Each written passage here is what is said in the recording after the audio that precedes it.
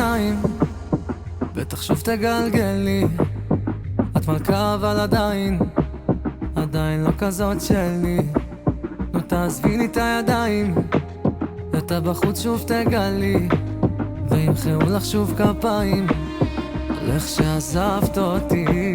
אני אוהב אותך ככה, שאת לוקחת את הבגדים ובורחת ושום פחד להורים, ושוכחת שגם אצלם אלוהים ישמור.